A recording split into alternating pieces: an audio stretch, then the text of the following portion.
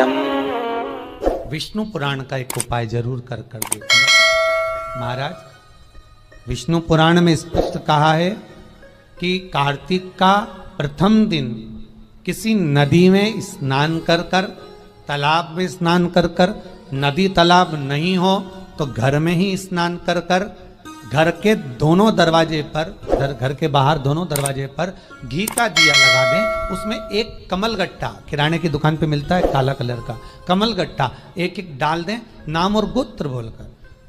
और शाम के समय पर एक दिया घर की देहली पर प्रतिदिन कार्तिक के महीने में लगा दें। महाराज विष्णु पुराण का उपाय। अगर ज्यादा तकलीफ है, बहुत कष्ट है, बहुत ज्यादा कष्ट के व्यापार चल ही नहीं रहा, कर्जे में लतालूम हो गए, यहां तक गति हो गई कि मरने तक की सोच लिया, तो वो कार्तिक के महीने में करें, उसका प्रयोग अवश्य करें। सुख समृद्धि के, लक्ष्मी वैभव के निर्धारित करना कि हम कार्तिक के जो 7 नियम है, कार्तिक के महीने के जो 7 नियम बताए गए हैं, कम से कम हम 7 नियम में से एक नियम ऐसा पकड़ें जिससे हमारा जीवन सार्थक हो जाए।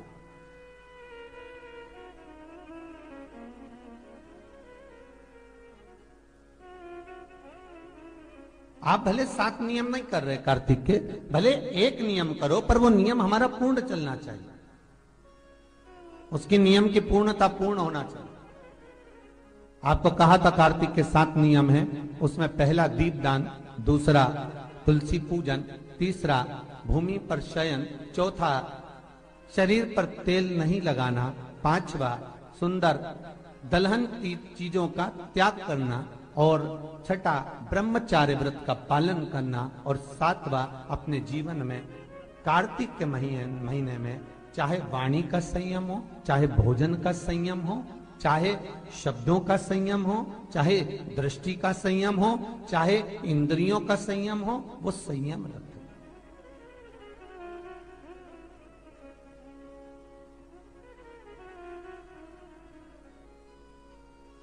वो संयम धारण करना। अब हमें ये ज्ञात करना है कि 7 नियम जो कार्तिक के महीने के होते हैं, कार्तिक माहत्म्य में जो 7 नियम बताए गए होते हैं, इन 7 नियम में से कोई एक नियम हम हमारी जिंदगी में उतार लें, कोई एक नियम हम हमारे जीवन में उतार लें, जिस नियम के बल पर हमें परमात्मा का साक्षीकरण हो जाए।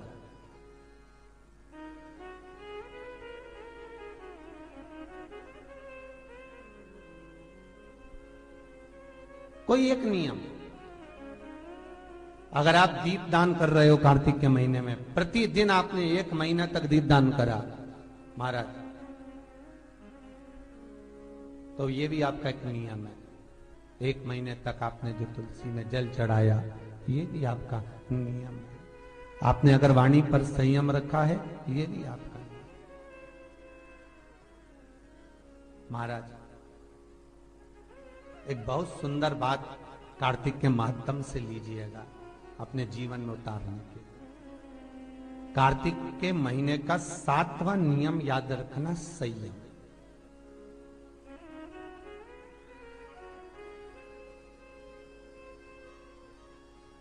किस समय पर किस चीज का संयम होना चाहिए, निर्धारित करना कि हम कार्तिक के जो 7 नियम है, कार्तिक के महीने के जो 7 नियम बताए गए हैं, कम से कम हम 7 नियम में से एक नियम ऐसा पकड़ें जिससे हमारा जीवन सार्थक हो जाए।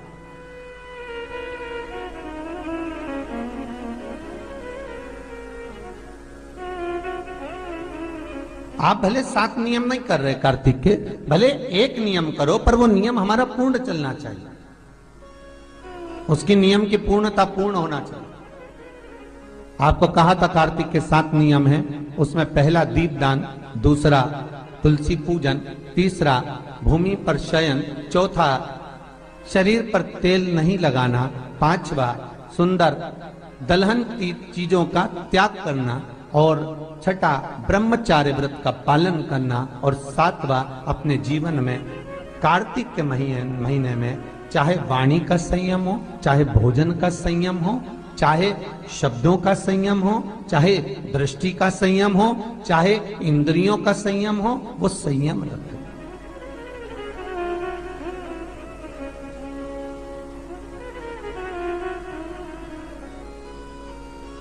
वो संयम धारण करना।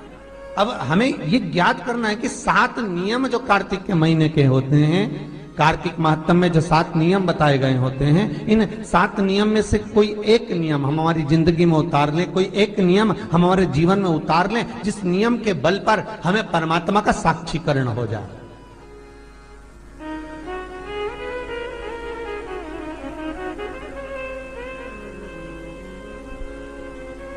कोई एक नियम,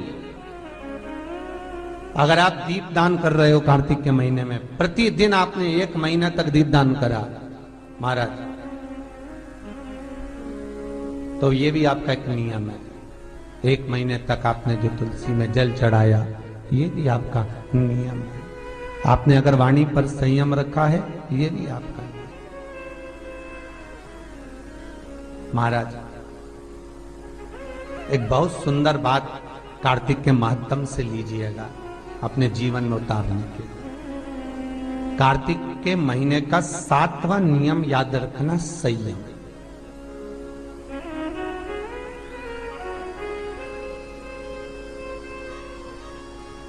किस समय पर किस चीज का संयम होना चाहिए, ये हमारे। विष्णु पुराण किस किसने सुनी है? हाथ उठा। विष्णु पुराण का 5वां अंश कार्तिक खंड वर्णन करता है, या स्कंद पुराण का कार्तिक खंड को उठा लीजिए, वो वर्णन करता है 24 तरह के दिए होते हैं। कितने तरह के? 24 तरह के दीप होते हैं। उस दीप में सर्वाधिक श्रेष्ठ दीप होता है तुलसी दल का दीप, तुलसी की डंडी से जो प्रकट किया है। बत्तियों का भी क्रम है, एक लंबी बत्ती होती है, एक गोल बत्ती होती है। होती कि नहीं होती? लंबी और गोल। ये वाला स्पीकर बंद है, बार बार बंद हो रहा है, बार बार चालू हो रहा है, उसको देखिए जरा। बत्ती एक गोल होती है, एक लंबी होती है। गोल बत्ती और लंबी बत्ती में अंतर होता है, बहुत जमीन आसमान का अंतर है, बहुत ध्यान देना इसका। गोल बत्ती किस किस देवी देवता पे लगती है और लंबी बत्ती किस किस देवी देवता पे लगती है, तो स्कंद पुराण और विष्णु पुराण दोनों कहती है जो लंबी बत्ती होती है वो पितरों की जगह पर, पूर्वजों की जगह पर, पूर्वजों की जगह पर, बड़ के पेड़ के नीचे, पीपल के पेड़ के नीचे लंबी बत्ती का प्रमाण है। किसी देवी के स्थान पर, जो देवी की पूजन करते हैं, जगदम्बा की पूजन करते हो, पार्वती की करते हो, लक्ष्मी की करते हो, कुल देवी का स्मरण करते हो, लंबी बत्ती का प्रमाण। और जो गोल बत्ती होती है, वो गोल बत्ती का प्रमाण किसी हनुमान मंदिर, राम मंदिर, शिव मंदिर, जितने देवताओं के मंदिर हैं वहां पर गोल बत्ती का प्रमाण। लंबी बत्ती देवी के स्थान पर इसलिए जलाई जाती है क्योंकि देवी वंश की और लक्ष्मी की वृद्धि करती है। तो लक्ष्मी और वंश बड़ा होना चाहिए, लंबा होना चाहिए। और देवता के सामने गोल बत्ती इसलिए लगाई जाती है कि हमारा मन, ये चित्त, ये वृत्ति आपके चरणों में टिकी रहे और एक दिन हम भी वैकुंठ का वास करें, इसलिए गोल बत्ती लगाई जाती है। एक सहस्त्र बत्ती होती है, करें दर्शन कभी? यहाँ पे माताएं बैठ बैठ के बनाती रहती है 100 बत्ती, 108 बत्ती, 108 बत्ती बनाकर भगवान के सामने। उसका क्या प्रमाण है? कौन से पुराण में लिखा है कि 108 और सहस्त्रावली बत्ती लगाई जाए? तो स्कंद पुराण में कार्तिक खंड के अंदर स्पष्ट किया गया, सहस्त्रावली बत्ती, 108 लंबी बत्तियों का जो प्रमाण है, वो कहते हैं कि जिस व्यक्ति ने किसी तीर्थ को ना करा हो, पूरे तीर्थ नहीं गए हो, सारे तीर्थों का स्नान नहीं करा हो, किसी तीर्थ में दर्शन करने से वंचित रह गए हो, तो 108 बत्ती की एक बत्ती बनाकर किसी नारायण के मंदिर में, शिव मंदिर में, देवी के मंदिर नहीं, केवल देवता के मंदिर में अगर उसको घी में भिगोकर प्रज्वलित कर दिया जाता है तो सारे तीर्थों के दर्शन का फल उस जीव को प्राप्त हो जाता है। उसको सहस्त्रावली बत्ती। दान का मतलब जानते हो आप लोग? क्या मतलब है? यमुना जी के घाट पर जाना, गंगा के घाट पर जाना, नर्मदा के घाट पर जाना और घाट पे जाके दिया लगाना, उसको हमारे यहाँ क्या कहते हैं? दीपदान। पर दुनिया के लोगों ने दीपदान के महत्व को कुछ दूसरा ही बना दिया। दिया जलाते हैं और नदी में छोड़ते हैं। भैया कौन सी पुराण में लिखा है दादा? कौन सी पुराण में लिखा है कि दिए को उठाकर नदी के अंदर छोड़ो? एक बात बताओ, सास तुम्हारी ऐसी बैठी सामने, तुम उसकी पूजन करोगी या थाली रखोगी या दिया जलाओगी तो उसके सामने रखाओगी कि उसके सिर पे जलाओगी? अरे बोलो तो सही, दिया कहाँ जलाओगे? उसके सामने कि सिर पे? पर दुनिया के लोग दिया कहाँ जला रहे हैं? दिया जला के छोड़ते हैं गंगा जी में, यमुना जी में, सरयू जी में, उसके अंदर छोड़ते हैं। तो ये तो दोष है ना, ये तो दोष माना जाता है। दिया दान करने का सबसे बड़ा क्रम है कि दीप दान करना है तो घाट पर लगाइए, पीपल के वृक्ष के नीचे दीप लगाइए। कार्तिक महीने में पूर्णिमा के दिन जो दीपदान दिया जाता है उस दीपदान की बड़ी महत्वता होती है। हिंदू धर्म में केवल 3 दिन ऐसे होते हैं जिसके दीपदान का फल मनुष्य को नहीं मिलता। हिंदू धर्म में केवल 3 दिन ऐसे होते हैं जिसके दीपदान का फल मनुष्य को नहीं मिलता। कौन से 3 दिन है? जल्दी बोलो। हिंदू धर्म में 3 दिन ऐसे हैं जिसके दीपदान का फल मनुष्य को नहीं मिलता। पहले नंबर पर धनतेरस, दूसरे नंबर पर रूप चौदस और तीसरे नंबर पर दीपावली। इस दीपावली, धनतेरस और रूप चौदस, ये 3 दिन दिए दान का फल मनुष्य को नहीं मिलता है महाराज। क्यों नहीं मिलता महाराज? हम तो जला जला के और ओटले पे जलाएं, पीपल के नीचे लगाएं, खूब दीपदान करते हैं, तो इसका फल मनुष्य को क्यों नहीं मिलता? क्योंकि राजा बलि की भूमि को जब वामन भगवान ने 3 पग में नाप लिया था, राजा बलि सुतल लोक का राजा बना था, तो राजा बलि ने वामन भगवान से कहा था, प्रभु आपने 3 पग में मेरी पृथ्वी को नाप लिया, पर आपसे मांगना चाहता हूं तो केवल इतना दे दो कि 3 दिन जो पृथ्वी पर दीपदान करेंगे उसका फल मेरी किस्मत में, मेरे भाग्य में लिखा जाए। भगवान ने पूछा कौन कौन से? तो कहा एक धनतेरस, दूसरा रूप चौदस, तीसरा दीपावली। इतने में लक्ष्मी जी आके खड़ी हो गई।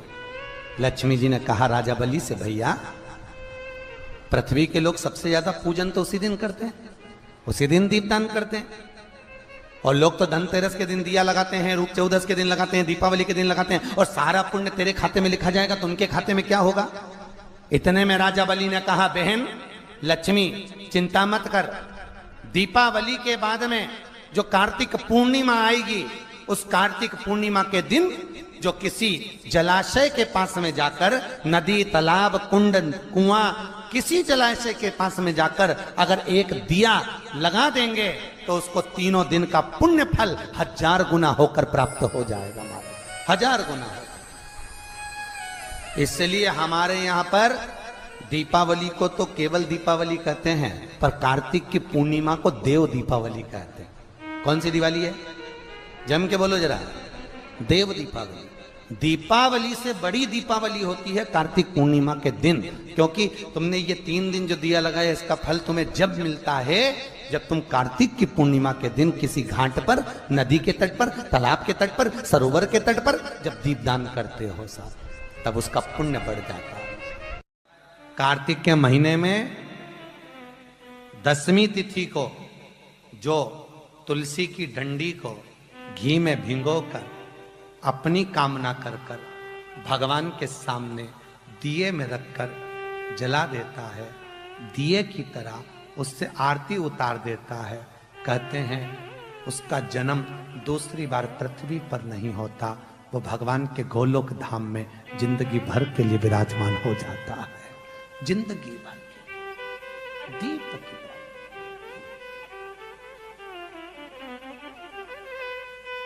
यहां तक कहेंगे हम,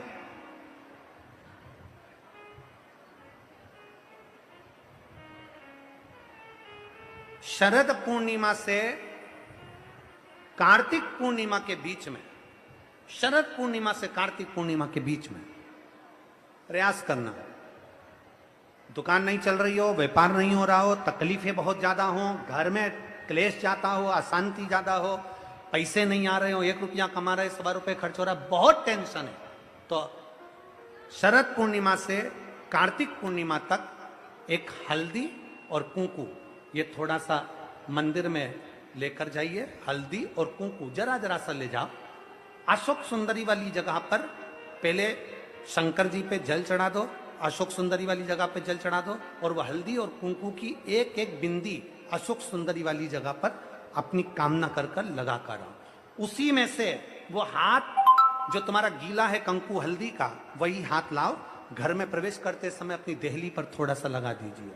शरद पूर्णिमा से कार्तिक पूर्णिमा तक कर कर देखो, उसके बाद में फिर बताना कि मेरा देव अधिदेव महादेव ने तुम्हारी झोली भरी कि ना भरी, भंडार भरा कि नहीं।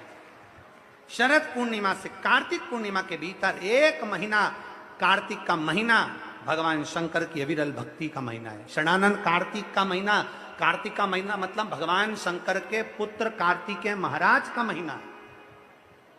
षडानंद कार्तिकेय ने क्या क्या मांगा था शंकर भगवान से, अपन सुनेंगे वो। नमस्ते दोस्तों, हर हर महादेव। कार्तिक स्टार्ट हो रहा है, कार्तिक पूर्णिमा, कार्तिक का महीना लगने वाला है। तो कार्तिक के महीने में कार्तिक के प्रथम दिन जो मनुष्य सुबह उठकर स्नान करके अपने मुख्य द्वार पर घी का दीपक जलाता है तथा शाम के समय अपने मुख्य द्वार पर दीपक जलाता है और तुलसी जी में दीपक जलाता है, दीपदान करता है, उसकी हर मनोकामना पूर्ण होती है, व्यापार में वृद्धि होती है। इससे कार्तिक के महीने के 7 नियम है। अगर आप 7 नहीं कर सकते तो कम से कम 1 नियम अवश्य करें। शिवाय नमः। हर हर महादेव।